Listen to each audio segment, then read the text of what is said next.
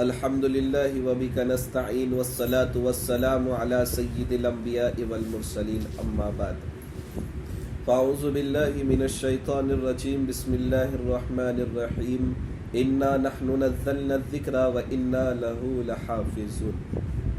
اللہم صلی علی سیدنا محمد اللہم صلی علیہ وسلم واذہب حزن قلبی فی الدنیا والآخرہ۔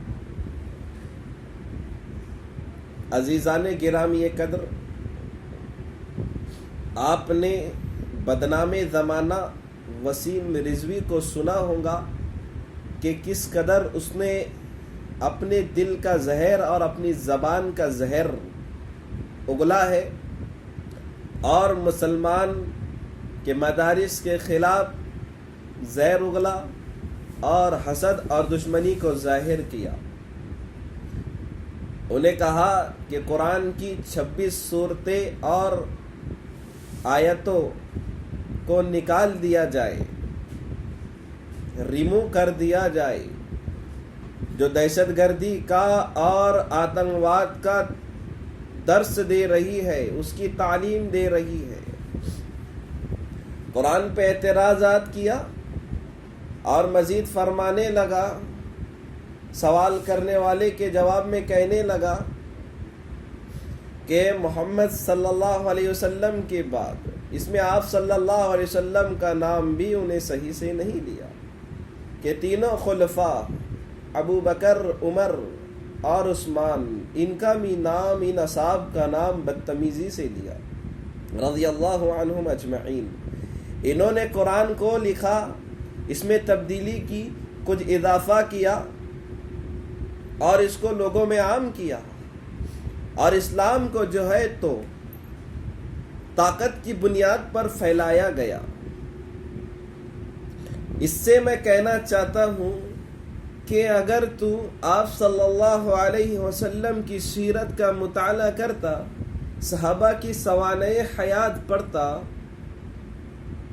اور قرآن کا صحیح طریقے سے مطالعہ کر کر علماء کرام کے پاس بیٹھ کر اس کو سمجھتا، تو تیری زبان سے یہ گندے اور بدبودار الفاظ نہیں نکالتا۔ کہ اسلام جو پھیلا ہے وہ آپ صلی اللہ علیہ وسلم کے عظیم اخلاق کی وجہ سے پھیلا ہے، نہ کہ طاقت اور تلوار کی بنیاد پر۔ آپ صلی اللہ علیہ وسلم کے اخلاق عظیمہ کیا تھے کہ آپ رستے سے چلتے تو لوگ آپ کے آنکھ پر کوڑا کچرا پھینکتے، لیکن آپ ان کے لیے ہدایت کی دعا کرتے، انہیں معاف کر دیتے۔ آپ صلی اللہ علیہ وسلم کو کتنی تکالیفیں دی گئی، لیکن آپ صلی اللہ علیہ وسلم نے اپنے اخلاق عظیمہ پیش کیے۔ اپنا اخلاق عظیمہ پیش کر کر آپ صلی اللہ علیہ وسلم کا کردار لوگوں کے سامنے تھا۔ آپ صلی اللہ علیہ وسلم کے کردار کو دیکھتے، امانت داری کو دیکھتے، دیانت داری کو دیکھتے، سچائی کو دیکھتے تو لوگ اسلام کے اندر داخل ہو جاتے۔ انہیں قرآن پہ اعتراضات کیا، سپریم کورٹ میں گیا کہ قرآن سے اتنی صورتیں اور اتنی آیتوں کو ریمو کر دیا جائے۔ میں کہنا چاہوں گا تیرے جیسے کتنے آئے، کتنے گئے، کتنے مر گئے، کتنے کھپ گئے، کتنوں کو کیا کیا ہو گیا، لیکن قرآن کی ایک آیت کو اور ایک بھی حرف اور ایک زبر اور ایک پیش اور ایک زیر اور ایک نقطے کو ختم نہ کر سکے، کیونکہ اللہ نے ارشاد فرمایا ہے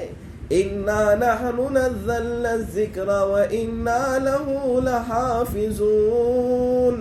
ہم نے قرآن کو اتارا ہے اور ہم ہی اس کی حفاظت کرنے والے ہیں۔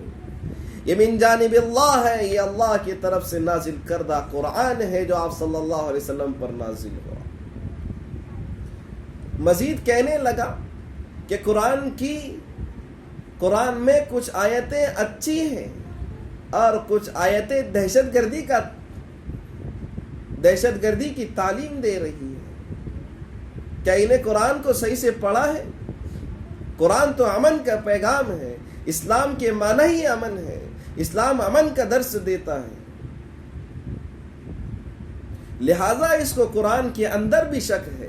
اور شیعوں کا بنیادی عقیدہ یہ ہے کہ قرآن میں تحریف کی گئی، رد و بدل کیا گیا، اور اللہ نے پھر ارشاد پہلے ہی فرما دیا آگے بڑھنے سے پہلے تاکہ شبہ اور شک نہ ہو۔ کیا فرمایا اللہ نے؟ الف لام میم ذالک الکتاب لا ریب فیہ، یہ وہ قرآن ہے جس میں ذرہ برابر بھی شک کی گنجائش نہیں ہے۔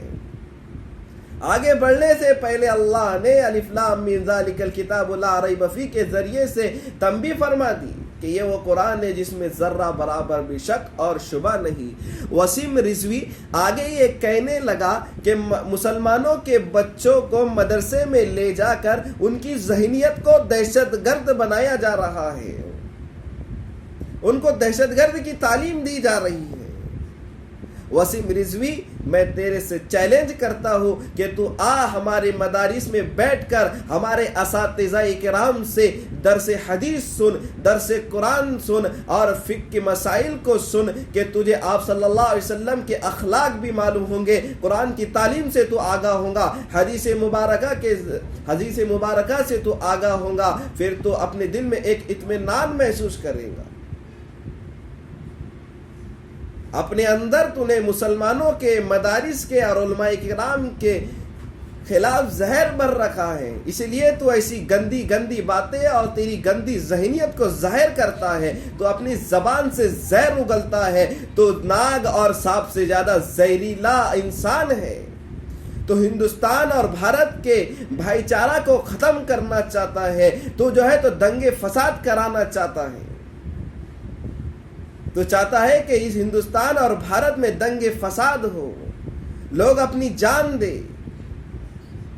اور یہ تو ہی نہیں، تیرے جیسے 360 آئے اور 360 چلے گئے ہمارے اوپر، اور مسلمان پر اعتراضات کرنے والے، قرآن پر اعتراضات کرنے والے، ابو جہل چلے گیا، ابو لہب چلے گیا، اس کے چیلے چپاٹے چلے گئے، سب چلے گئے، لیکن قرآن کو مٹا نہ سکے اور تا قیامت تک نہ مٹا سکے۔ اس لیے اس کے خلاف احتجاجات ہو، اس کے خلاف مقدمے دائر ہو کہ انہیں جو یہ بات کہی ہے اس سے یہ رجوع کرے اور مسلمانوں سے، مدارس والوں سے، حضرات علماء کرام سے یہ معافی مانگے۔ میں تو ایک ادنا سا تعلیم ہوں، دارالعلوم شیخ علی متقی کا پڑھنے والا ہوں، اسے یہ پیغام دیتا ہوں کہ اگر تجھے آپ صلی اللہ علیہ وسلم کے اخلاق کو جاننا ہے تو آ ہمارے مدرسے میں بیٹھ اور یہ درس سن، تب تجھے معلوم ہوگا کہ آپ صلی اللہ علیہ وسلم کے اخلاق کیا تھے۔ حضرت ابو بکر صدیق، حضرت عمر فاروق، حضرت عثمان، حضرت علی رضی اللہ عنہ کے اخلاق اور ان کا کردار کیا تھا، وہ آپ صلی اللہ علیہ وسلم کے اوپر اپنی جان کو نچھاور کرنے والے تھے۔ لہذا اس کے لیے دعا کرے کہ اللہ اس کو ہدایت دے، اگر اس کے حق میں ہدایت نہیں تو اللہ اس کو تباہ و برباد کرے، اور قرآن کی توہین کرنے پر اللہ اس کو ہلاک برباد کرے اور اس کو اپنے انجام بد تک پہنچا دے۔ والسلام فقط والسلام وما علینا الا البلاغ۔